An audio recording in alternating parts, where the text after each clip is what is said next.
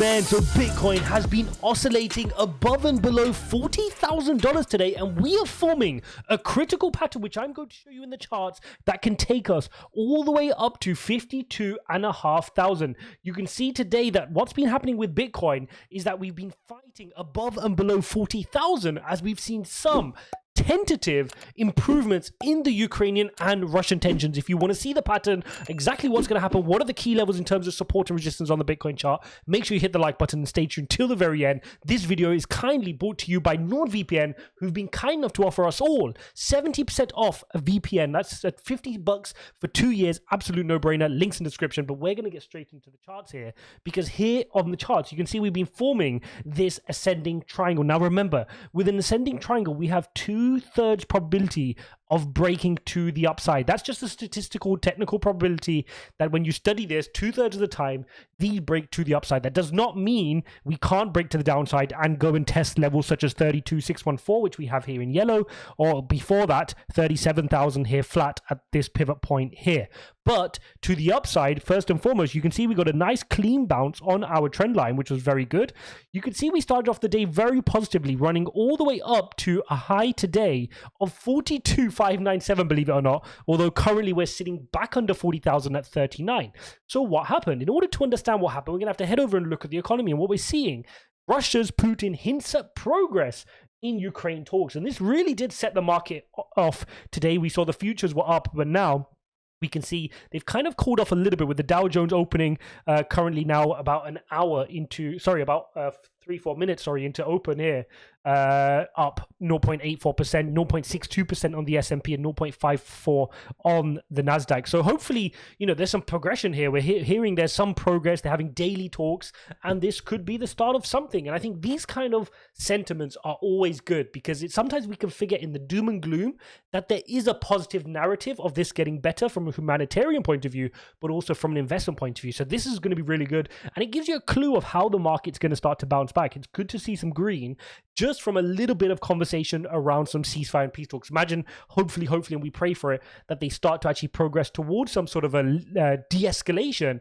That's going to be really good, obviously, from a human point of view, and obviously from a market point of view as well. Let's take a look at the fear and greed index before going straight back into the charts, and we can see we're still sat here at extreme fear. So we're at 28, we've fallen back to 22, and it's just the aim of the game right now. That is what's happening, and you can see we've had a crazy few days, a crazy bit of volatility, and it's exactly what we expected. Remember, guys, when we bounced off this level, when we were as low as 32,933 of this candle here, and we started our reversal out, we got the break of trend.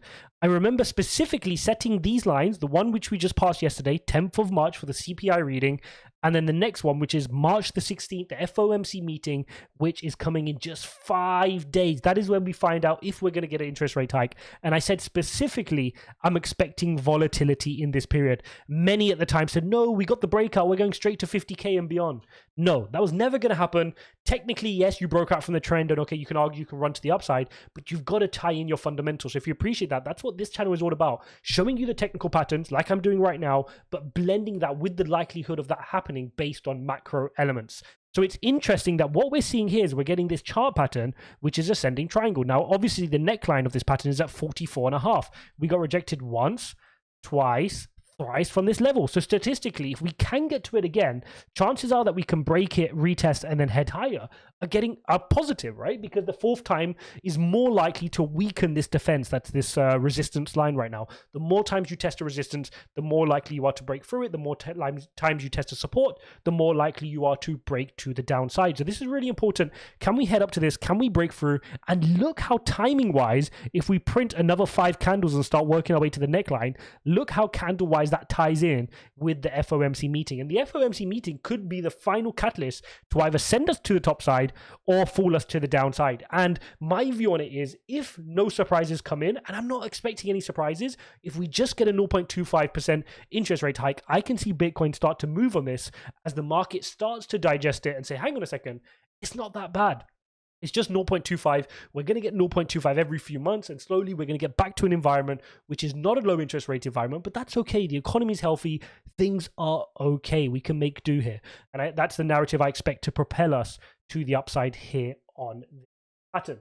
Now, let's bring out our EMA ribbon as well, because it's always important to look at this EMA ribbon.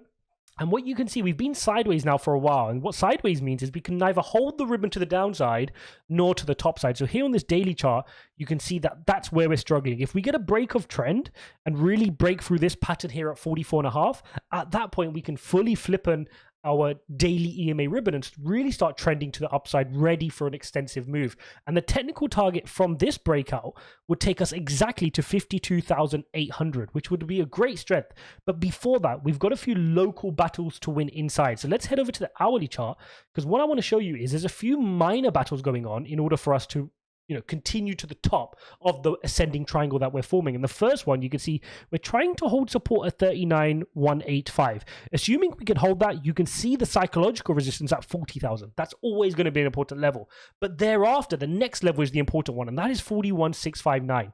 We want to see ourselves not only push through 40,000, but get up to 41,659 and hold it, retest it, hold it, to use that as a bouncing board. You can see how we got rejected in this period, and that's where our move to the upside failed, and then start working towards the neckline. So if you see what happened last time, we got rejected from the neckline, we ran to the bottom of the wedge, we built some support, and we got rejected from 41,659. So this time I want to see us get past 41,659. If needed, retest, and then head back to the neckline to break through 44,500 here on Bitcoin. We're going to need fundamentals to work in our favor. We're going to need the market to be buoyant. We're going to need risks to stay on. We don't want any more escalations or rhetoric changing. If that does, it will invalidate this pattern, guys. Anybody can say, oh, look, we're in a ascending triangle pattern. It's going to break to the upside. I don't care what you say. If something in escalation heightens overnight, boom, straight to the downside. If before posting this video, Putin does something or says something, boom, we're heading down to the downside.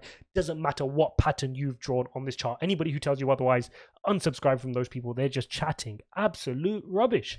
Right, so that's what we're seeing on Bitcoin. One last thing to show you here is the Fed rate monitor tool. You guys have seen me share this, but just wanted to reiterate the fact, if we refresh, that 96.9%, in other words, all of the market now has priced in that 0.25% rate hike.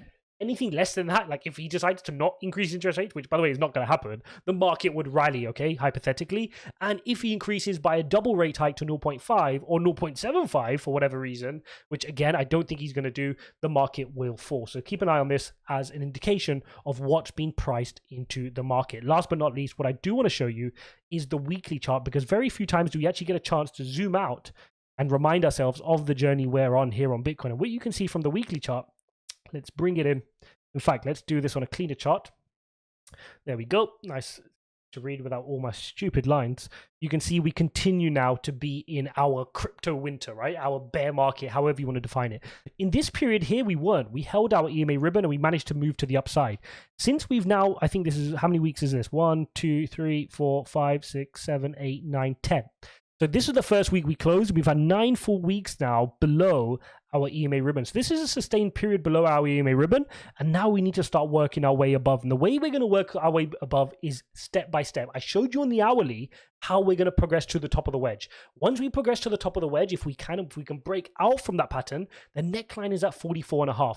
If we can break from that 44.5 and work our way to the price target, then we can get to levels such as 45.5, and a close above 45 would bring us above our weekly EMA ribbon. And a close above our weekly EMA ribbon normally sets us up for explosive moves to the upside, and that's what we're looking for here on Bitcoin. So we've got a bit of a tug and war going on. This is the last hurrah for the short sellers who were building sell walls to just liquidate the overzealous, over-eager, leveraged longs. Remember, like I said plenty of times, guys, we were going to have false starts in this area. One, from a geopolitical and economic point of view, it was obvious, which is why I mentioned it many months ago, that we're going to have lots of false starts, but also from a leverage point of view.